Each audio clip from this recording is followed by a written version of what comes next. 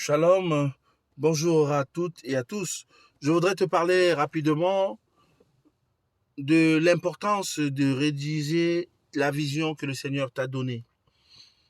Bien-aimé, tu peux être dans une œuvre collective, donc dans une vision collective, mais tu as une vision individuelle, tu as une vision de ta vie que le Seigneur t'a donnée. Tu as une représentation imagée de ce que tu devrais accomplir pour ta vie et pour la vie des autres que le Seigneur t'a donné. Mais pour l'accomplir, ou tout moins l'une des étapes pour avancer vers ce processus-là, c'est déjà rédiger cette vision. C'est pourquoi il a dit à Habakkuk, write the vision down. Une vision écrite est en réalité un plan. C'est une roadmap. C'est une feuille de route. C'est un blueprint. Vous savez, lorsqu'il faut construire une maison, c'est pourquoi j'aime mieux l'expression en anglais, parce qu'elle se rapproche étymologiquement de la signification réelle du terme contractors. Un contractor, en français, on dira c'est un entrepreneur. Mais ce n'est pas en réalité ça. C'est beaucoup plus un architecte, un concepteur entrepreneurial.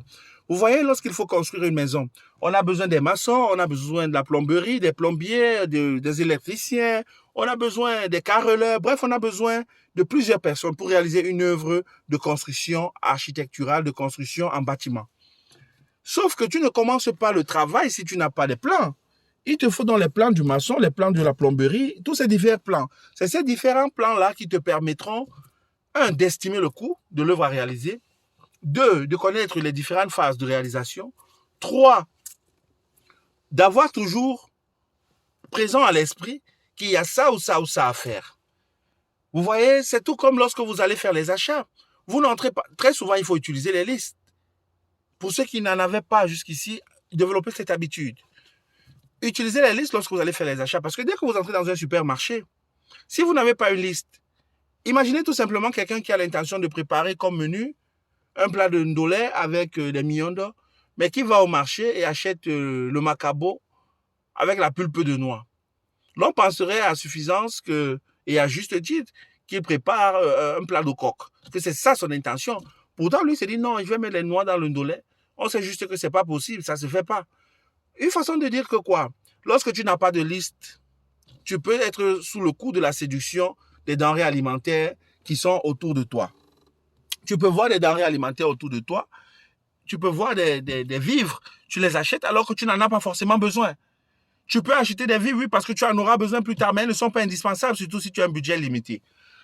Donc ta liste, te permet de tenir compte de ton budget et de faire des achats sans être sous le coup de la séduction des produits qui sont disposés, parce que ça obéit à une loi de marketing, une loi de l'attraction marketing. Et c'est un rôle subliminal, parce qu'il faut savoir que quand vous entrez dans les marchés, il y a un processus, les études ont été démontrées, qui va entraîner la libération des endorphines. C'est des hormones de jouissance, c'est des hormones de stimulation. C'est pourquoi lorsque vous entrez, la disposition des chocolats, par exemple, dans les régals, dans les magasins, sur les étagères, n'est pas anodine. Des choses qui peuvent vous attirer, les yaourts, les produits sucrés en général, sont disposés d'une façon stratégique parce qu'il y aura forcément une loi d'attraction qui va s'exercer. Et là, l'usager, le client, très souvent, oublie, surtout s'il n'a pas de liste, quelle est sa priorité. Donc, ta liste te permet d'avoir une priorité, ta liste te permet de ne pas aller au-delà de tes prévisions financières, ta liste te permet d'acheter ce dont tu as besoin pour réaliser le menu qu'il te faut. Bref, ta liste sert de garde-fou et te permet de rester au garde à vous. Autrement dit,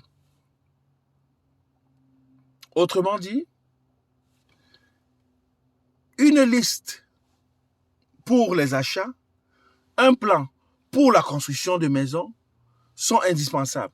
Bien aimé, si dans la liste du marché est nécessaire, si dans le plan pour construire une maison est nécessaire, qu'en est-il du plan de la construction de ta vie? Parce que ta vie n'est pas construite parce que tu vas à l'école suivant une formation pour avoir après un diplôme et faire quelque chose. Ta vie n'est pas suivie parce que tu vas à l'église, tu vas à la prière, tu vas dans ton groupe de musique, etc. C'est pas ça le plan de ta vie. Ta vie a un plan qui comporte des facettes personnelles, privées et collectives aussi. Ta vie a un plan.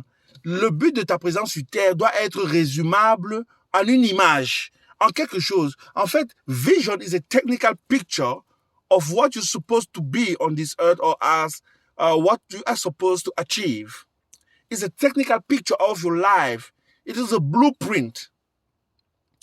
Vous comprenez? Donc, la vision écrite, c'est une feuille de route. C'est un miroir. C'est un mur de glace. C'est un rappel mémoire. C'est un élément qui te permet toujours de t'arrêter, de te dire, am I on the right way? Should I readjust? Am I still on the track or not? So you can't reduce it to a simple sheet of paper where you write an ambition, a goal that you have. No, it can't be that way. Une vision est tellement importante qu'il faille l'écrire. Bien aimé, si tu n'as pas encore écrit ta vision, je voudrais juste te rappeler que tu n'en as pas une. Tu as peut-être des ambitions disparates. Tu as peut-être des imaginations sans consistance. Tu as peut-être des rêves pieux et creux. Tu as peut-être des souhaits vides en réalité. Sache que même le soulard, parce qu'il a bu 4 casiers de bière, couché dans un caniveau, il a des souhaits. À ce moment-là, il a le souhait d'être à la maison tout au moins. Donc les souhaits et les vœux pieux et creux ne sont pas utiles. Le monde ne se change pas par les simples vœux et souhaits. Le monde se change par l'application des connaissances qu'on a. Parce qu'une connaissance qui n'est pas appliquée est tout simplement inutile. Voilà pourquoi je t'invite une énième fois à écrire la vision que le Seigneur t'a donnée pour ta vie. Pour ta vie. C'est un script, c'est un scénario dans lequel tu es au moins acteur principal si Dieu en est le réalisateur. Et je te souhaite donc d'être un acteur actif. Tu ne peux pas être observateur de ta propre vie. Tu ne peux pas être pacifiste, attentiste. Tu ne peux pas passer plus de temps à commenter des posts sur les réseaux sociaux et à ne pas pouvoir t'asseoir pour écrire le plan de ta vie. Tu ne peux pas investir plus de temps pour des choses inutiles alors que la construction de l'édifice de ta vie n'a même pas encore été entamé. Bien-aimé, ne fais pas partie de cette génération qui écoute mais qui n'entend pas, qui écoute sans entendre et qui, lorsqu'elle entend, n'applique pas. Bien-aimé, que ton cœur revienne à Dieu, que ton cœur revienne à l'application de la sagesse. La sagesse, c'est l'habileté de discerner entre deux moments.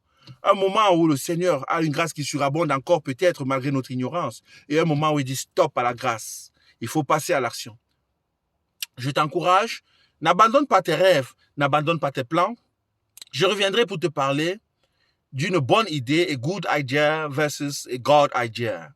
As for now, sit down, look down, shut out down everything and write your vision down. God bless you.